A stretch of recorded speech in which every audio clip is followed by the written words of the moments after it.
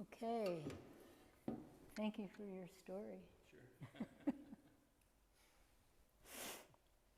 Yeah, we were out at their place the other day because we might have a keto there. And it's way out in the country, and it's really wild land. Just really wild, like, ticks and poison ivy. But it's like, I guess at some point human beings probably messed with it, but it's not very evident at this point. Yeah, there were sheep on it before. Yeah. So it's really cool. I can see how Carl would find things for the doobies because there's all this stuff. There's all this stuff everywhere, as long as it isn't a tick or poison ivy or something like that. Does anybody have any question?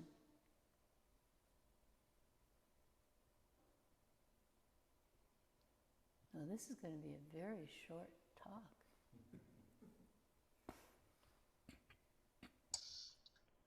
I'll ask a good question. Okay, and then Tom. Okay, Tom, do you have a microphone? Okay. Eileen. So all of us make up these doobidas. Mm-hmm. And because we are practitioners, we actually know they are doobidas. We also know that we have deep habits that seem to make it very difficult to disassemble these doobidas. But after 2,500 years, why hasn't anybody found a shortcut that says, and this is how you just break it up? This is the hammer you use to just smash it up once and for all. So that shortcut exists. And Zen Master Sung San said what that shortcut is. But the problem with that shortcut is it's not very easy to do.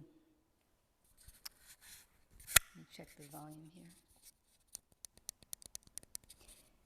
And so, a long time ago, Si-Hoi Liao, who was a sculptor from Hawaii, Chinese, I think maybe mixed Chinese and Korean, I'm not sure, parentage.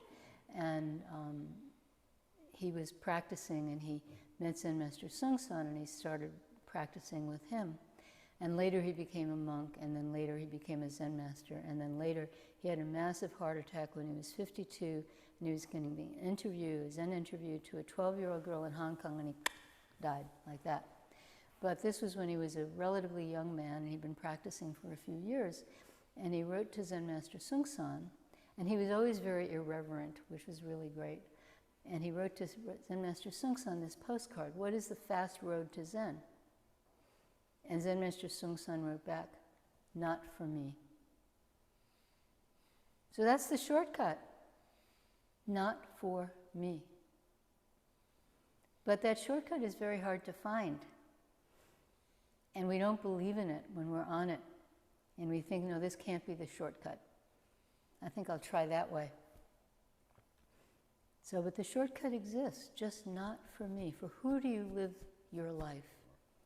For whom do you practice? Why do you eat every day? Why do you sleep at night? Those of you who sleep at night. Why do we do what we do, moment by moment by moment? If our mind is vast and wide, this, what did you call it again? Overview. The overview effect of astronauts looking at the planet Earth. And if we had that vast, wide mind, and our life is not about us, that's the shortcut. But nobody said the shortcut is easy. It's like you say, what's the shortcut up that mountain? Oh, this is the shortcut. You can do it in a half hour. But it's sheer cliffs and, and rope bridges. Yeah, you can do it in a half hour if you can do it, right? So it's that style shortcut. So yeah, so we have to practice however we practice, but always with this consciousness, this not for me consciousness. So I should explain, because this is being recorded, the Dubida. So Todd's daughter, when she was about 3, she would go around and assemble little things and sort of glue them together and then give them as gifts or maybe tie them together, something. Put them together and give them as gifts. And of course, this is a wonderful metaphor for what we think we are, right? We're these doobidas, just this assemblage of random stuff. And then we make up a story to explain this random stuff. You know, to extend the child metaphor, it's like, you know, a really small child and you give them like a crayon and they scribble, scribble, scribble. And they say, that's an elephant. You know, they see the elephant. Nobody else sees the elephant, but they see the elephant. So we assemble ourselves and we make these stories up. And that's, you know, how we live our lives. But not for me, medicine cuts through that. Okay? Thank you. And Tom, you had a question. Yeah, I wanted to know, in Buddhism, how many kinds of death are there? In Buddhism? How many kinds of Buddhism are there? Yeah. So how many kinds of death is not important. Each of us in this lifetime dies once. So what kind of death that is, who cares? It's your death. What are you going to do with it? How will each of us die? Doesn't matter if there are 1 million deaths, or 5 billion deaths, or 10 to the 10 to the 10 to the 10 to the 20 deaths. One death is enough. You want more? Maybe lifetime after lifetime, but each lifetime, one death. Maybe not lifetime after lifetime. Maybe this is the only lifetime, one death. Okay? All right, thank you. Yes? Okay, human beings, though, have instinct, and then the instinct is to self-preservation. Yes. Is to save oneself, to keep oneself alive. Is it possible to, I mean, it sounds like it's possible to overcome that, but I would think it would be hard for the whole world to come to terms with, I don't need to save myself and preserve my life. Yeah, so not for me does not mean, oh, I'm okay if, you cut my flesh and, do all these weird things to me. That's not what that means. I mean, there are the Jataka tales in which Buddha is so, Buddha before he became Buddha, and either he's a previous Buddha or he's some kind of animal or spirit or person or something. There are all these Jataka tales of Buddha before he became Shakyamuni Buddha. And he does things like allow a tiger to eat him. He does stuff like that. I don't know that many Jataka tales, but he does these remarkable acts of self-sacrifice. But that's not what we're talking about. If you're preserving your life, for whom are you preserving your life? That's the question. Okay? Thank you. Yeah, you can't help a lot of people when you're dead. Unless you're a really bad person and you've done really horrible things. We try to preserve our eye. You preserve, our eye, yes. We want to keep yes. that alive. And that's what, I can't, I don't know, I get it most of the time, not all the time, maybe not most of the time, but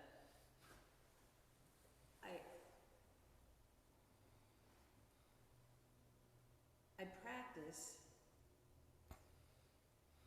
but it would seem like the world would be better if everybody did, but everyone has their eye they're trying to save.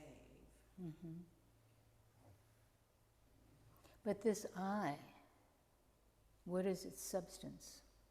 Well, but most people don't ask that question. I understand. What is its function? So we can't completely get rid of it because it's a very important way we function.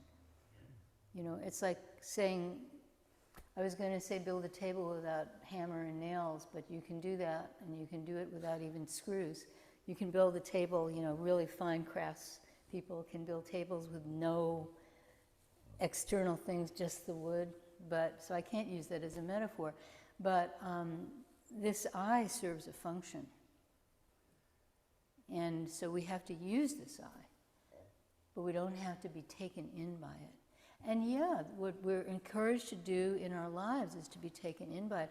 I remember when our son was in preschool, and they would every year that he was in preschool, they'd have this, like starting when he was 3, pre-kindergarten, the nursery school and then formal preschool, which is the year before kindergarten.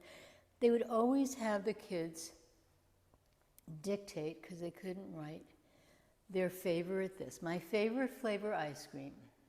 My favorite movie. They didn't have video games then. My favorite food. My favorite color. That always, how could you have a favorite color? That's just crazy. How can you have a favorite color? That's nuts. But, they'd have to fill in my favorite this, my favorite that, my favorite piece of clothing. I don't know, And of course, what they're doing is they're building up this I. They're just building this up and building this up and building this up. And, I don't know about my husband, who I can see on the screen, but I was certainly horrified. Were you horrified? Yeah, he was horrified too. But, that's how society works. All societies work that way. Except there's some societies where you have 2 classes of people, and one of them you build up the I, and the other one you tell them you don't exist.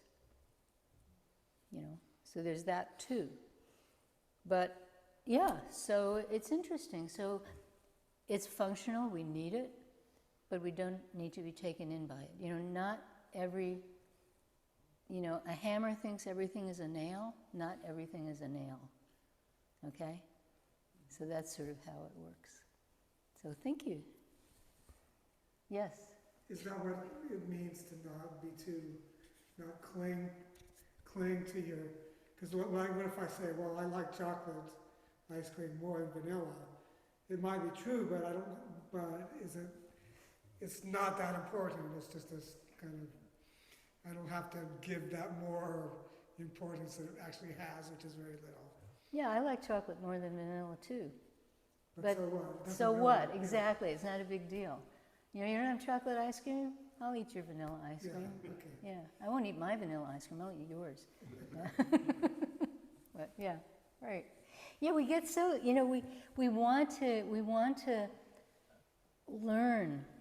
We want to get it, and we just hold on to these words, but these words, they're just pointing. That's all they're doing. And everyone knows this, the finger's pointing to the moon, but you look at the finger, oh, look at that finger, oh, there's the moon over there, but look at that finger. That's how we go around with our minds. We parse the language so carefully, and the language it's just another tool in the very large and unfunctional toolbox. So. I have a question. Sure. Okay, so what I find is, like intellectually when you're talking, it's like, yes, that makes sense, and yes, I agree. True, yeah. However, when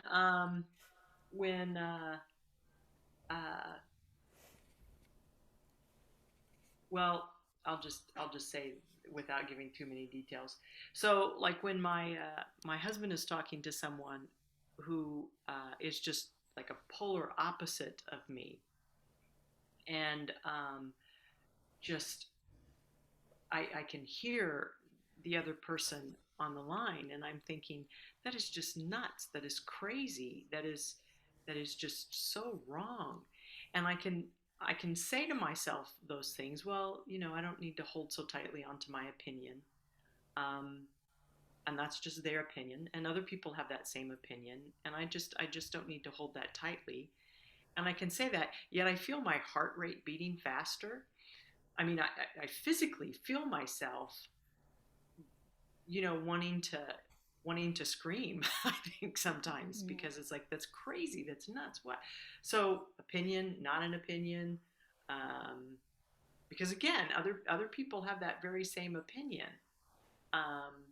So at that moment, I mean, what do you do? Well, you can have an opinion. The reason your heart's racing, all that stuff is going, is because you're trying to squelch your opinion, trying to make it go away. Yeah, I think this person's wrong. This person's wrong. And then just leave it at that.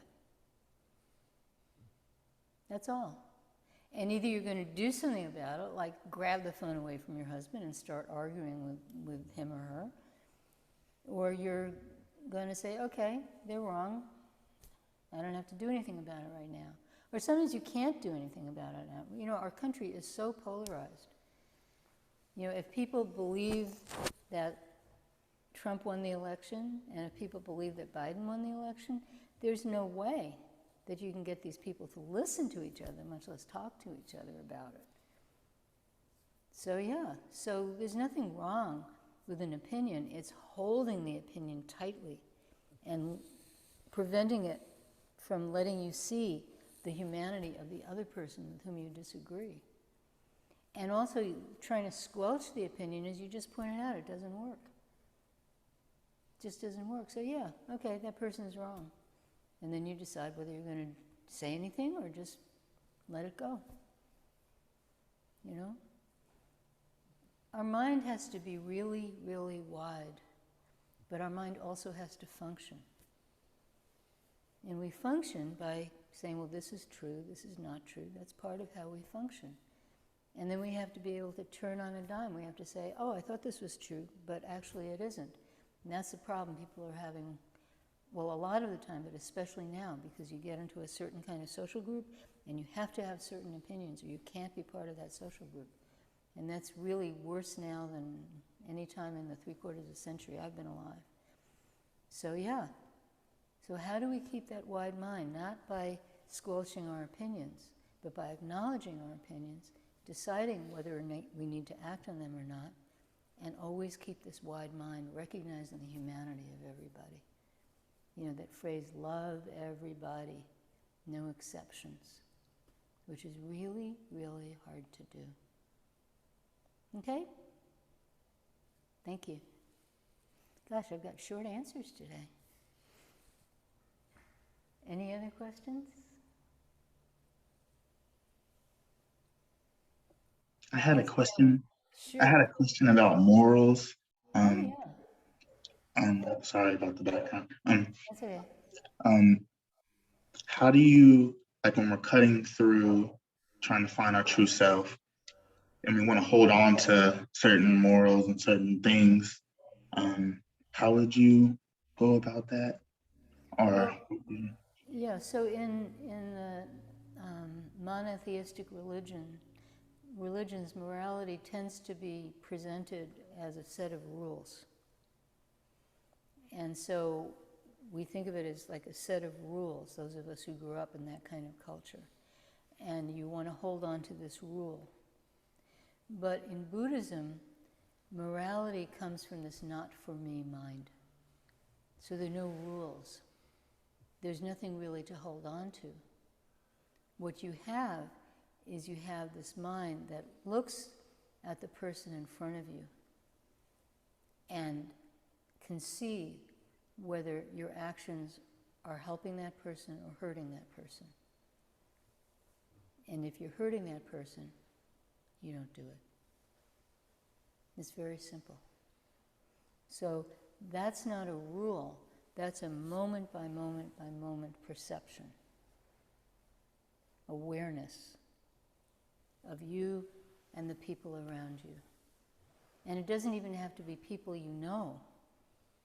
You know, it can be like you're voting on a certain issue, and you, instead of asking yourself what is correct in the sense of what checks off some box somewhere, you ask yourself, how is this helping somebody? How is this hurting somebody? And people won't necessarily agree. You know, abortion is a good example where people very sincerely on both sides feel that they are helping. They're just helping different creatures. One is helping grown women and one is helping, fetuses, right? That's the difference. But they still have this helping mind. So helping mind doesn't mean everyone's going to agree. But if you have that helping mind, that's what's important. And then whatever flows from that is what you go by. And again, being willing to see, oh, wait a minute, the way I thought the world was isn't really like that. And then being willing to change. You know, don't know is such strong teaching, because don't know reminds us all the time that we really don't know anything. We commit. We do things 100%. This is very important. We commit. Everything we do is 100%. We're not holding back. But at the same time, there's this realization that we actually don't know. And that gives us this broadness, this broad mind, and the ability to shift if we need to shift. Okay? So thank you.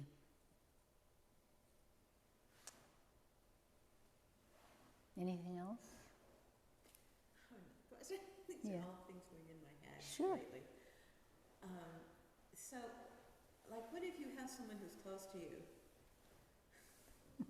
who's really suffering, maybe too busy or making decisions or really, really struggling, and you want to help them.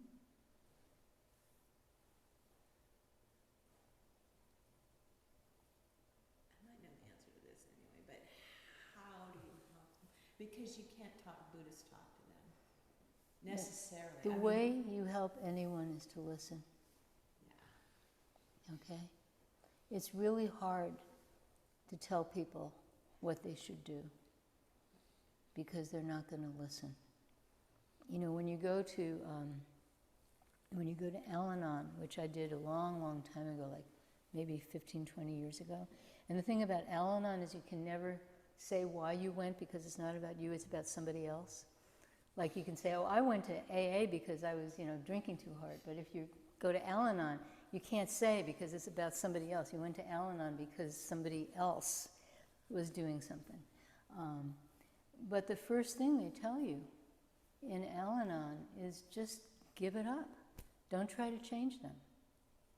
Because, the more you try to change somebody, the more they're like, you're not going to change me. So you just have to be there. Just 100% be there. And it is really hard. I mean, it's really hard. Those of us who've had people in our lives who have substance abuse issues or have really serious relationship issues, like, maybe they're in an abusive relationship, or people who we're close to who are suicidal or self-harming, or there's so many ways that people can be destructive. Or even you see someone who's overcome by anger all the time, just always overcome by anger, and you want to shake them and say, you don't have to be overcome by anger. But all that's going to do is get them angry at you. So this is really, really hard. So just be there for them. And be there for them doesn't mean, like you let them live in your house without paying rent and they mess up the floor and don't do the dishes and clog the drains and, stuff like that. It doesn't mean that. But just be there. Be there for them. And maybe chant for them. Maybe chant for them. And that gives your mind a place to rest. You're focused on this person in a way that they don't feel, but still you're focused on them. And that can really help. Yeah. We can't fix anybody. We can't even fix ourselves. Because there's nothing to fix. Okay? But yeah. Yeah, everybody has that question. Yeah. You always come up with these great questions that are always everybody's question. So, yeah. Yeah, being human isn't easy. Well, Buddha talks about there's suffering. Yeah. And there's a way out of suffering. And so, but you keep seeing suffering, so it's your own suffering. That's all you can, and it's not even yours, it's just suffering. So you get out of suffering together. That's the bodhisattva. The bodhisattva cannot end their suffering until everybody has ended their suffering. So that's the bodhisattva path, is you don't focus on your suffering. You just are open to alleviating all suffering in the best way you can. And alleviating it doesn't mean fixing it.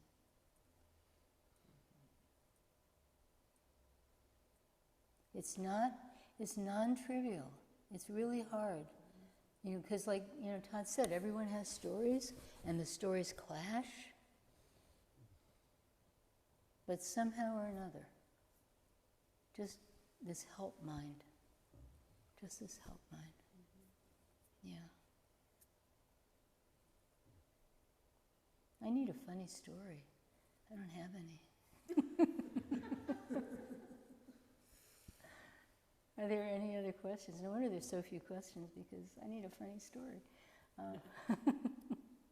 Yes. So, you know, we talk about coming here to touch the Dharma, or I've heard you'll say things and then you'll say that's more fundamental than that. Okay. Yeah, I think it's okay. The battery is just What does it mean? It's more fundamental than that. What's more fundamental? What is the more fundamental?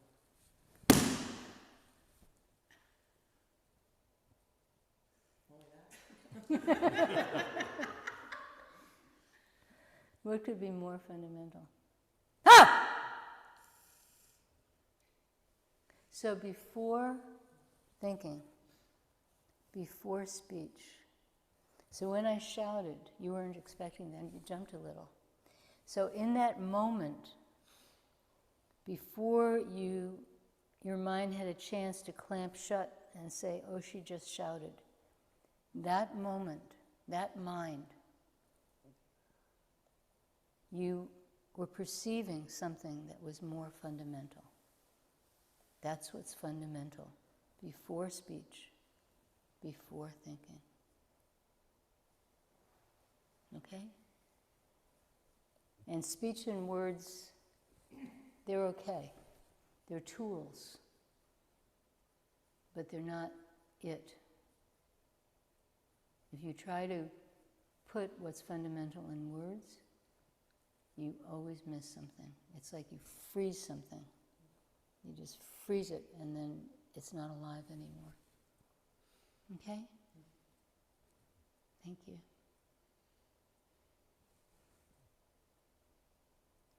Are there any other questions?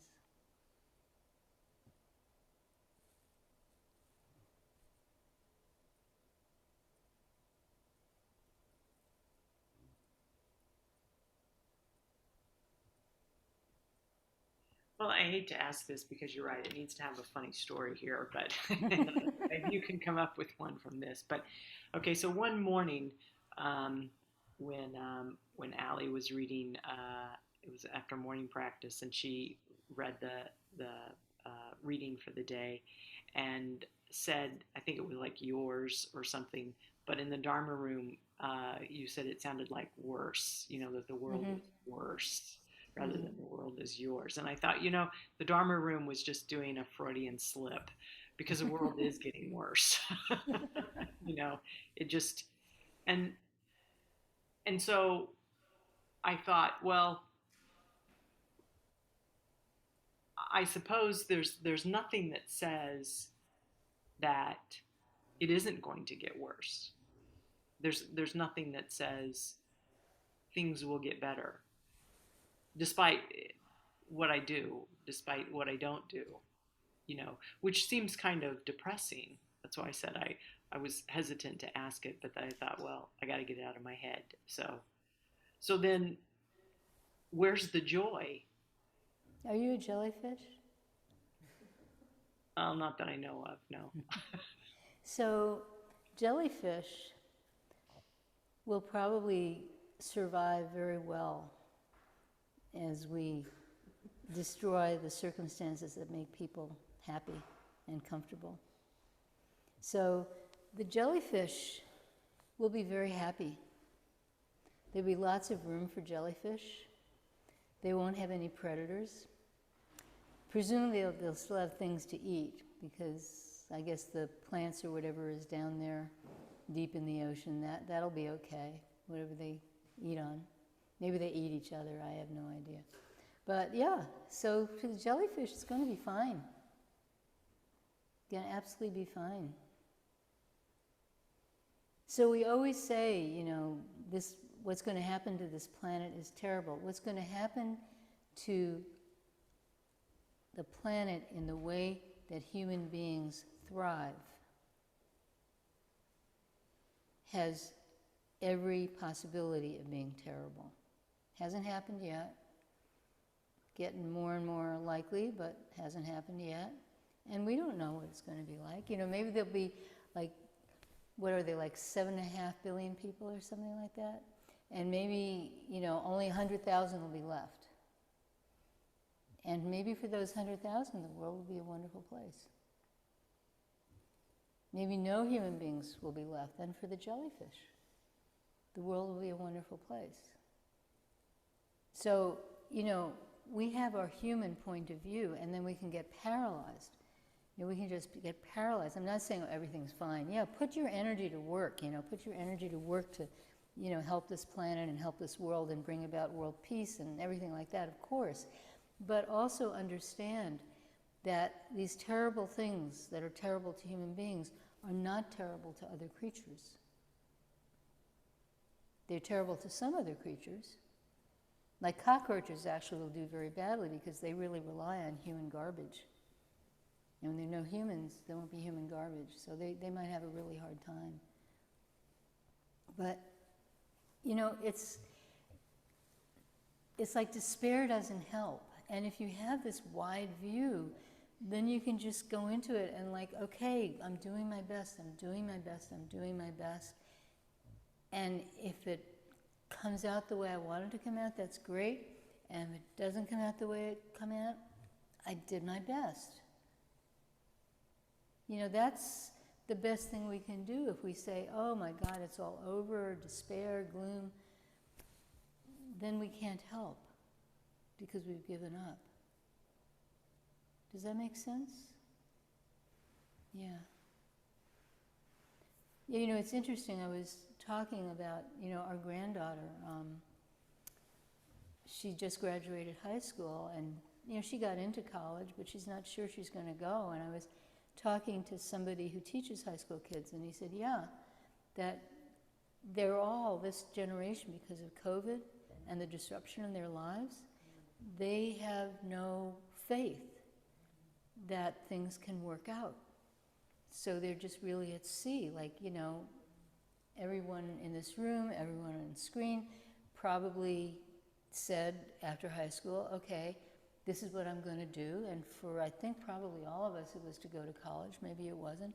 This is what I'm going to do. And we saw a path. You know, I start here, and then this happens, and this happens, and this happens, and this happens. But a lot of kids don't see a path right now. Grown-ups tell them there's a path, but they don't necessarily believe it. So that's a very interesting situation to be in. So yeah, it's not going to be what we all thought it was going to be 5 years ago. Now make that 7 years ago. It's not going to be what everybody thought it was going to be. But here we are. Save all beings. Right? Thank you.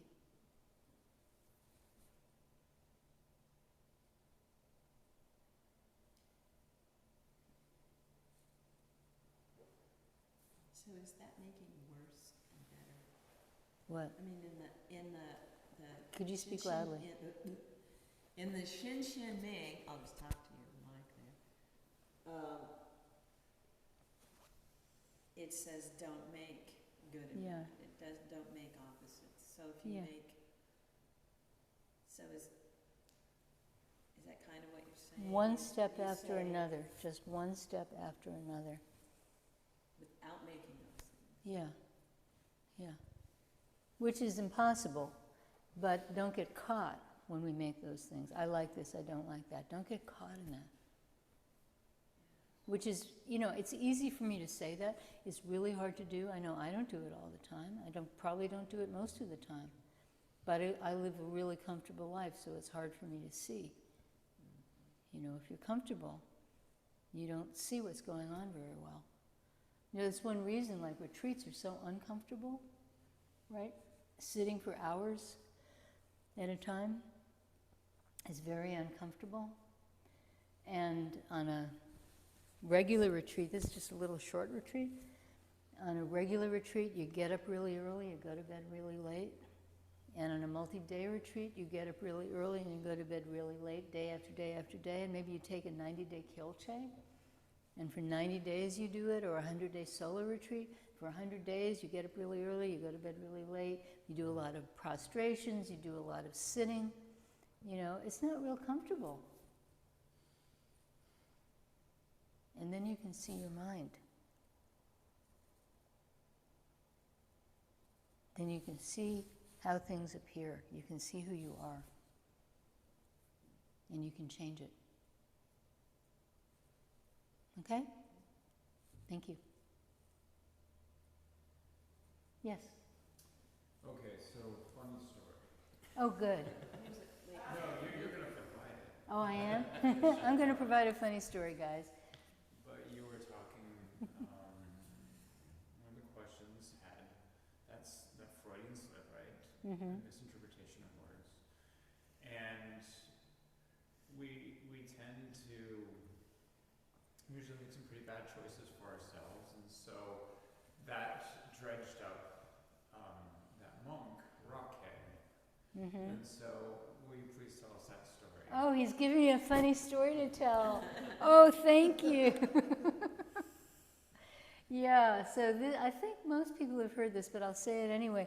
Yeah, so there was this monk and he wasn't very smart. But, you know, Zen doesn't care about, you know, how academic you are and what you got on your SATs or your, you know, LSATs or whatever. It doesn't care about any of that stuff, your grades, you know, none of that stuff. And your IQ. And so he was, you know, a monk in a monastery, and you know, people said to him, you know, you really should talk to the teacher. So back then, people didn't have regular interviews. Regular interviews is actually a fairly new thing. Probably, I don't know when it started, but I know even early in the 20th century, it wasn't very common in Korea. So the idea that, oh, everyone's going to take their turn for an interview, that wasn't done for thousands of years. And instead what happened is the student would go and they would, you know, knock on the Zen Master's door, and then Zen Master would let them in. They said, do you have a question? They'd ask that question. They'd have a little back and forth. Or the kongans, most of our kongans came from public Dharma combat. You know, a monk said to Joju, does a dog have Buddha nature? The monk didn't say that to Joju in private. Hey, Joju. You know, it was like in public. People saw that. They heard that. So that's how come it got written down. So anyway, so, you know, at this time in ancient China, this monk, everyone said, you have to ask the Zen Master for a question. You know, you've been here, you're a Zen monk, you have to ask him for a question, for a koan. So the guy knocks on the Zen Master's door, and he says, you know, I've been here for a long time, and please give me a question. And so the Master says, Buddha is mind. What does this mean? But the word mind, which is shim, sounds like grass shoes.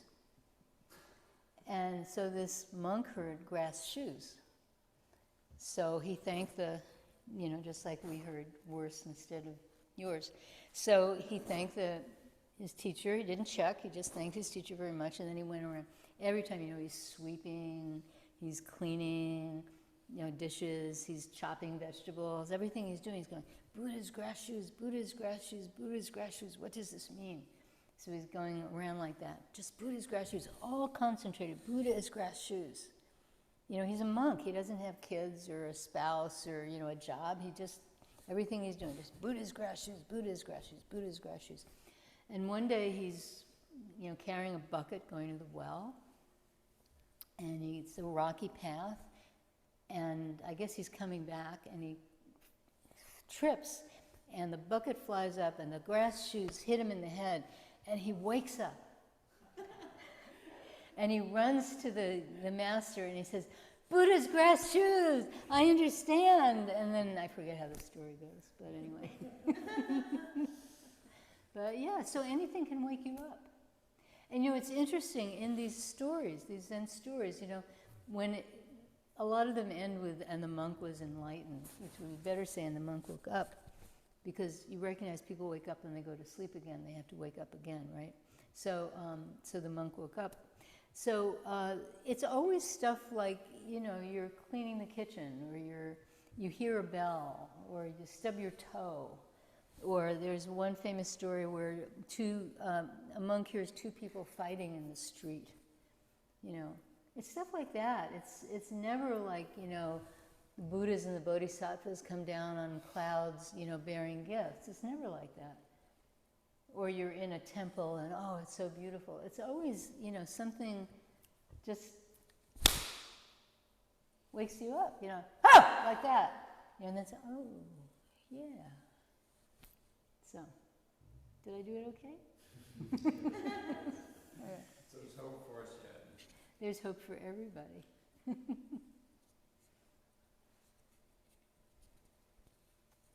Any other questions?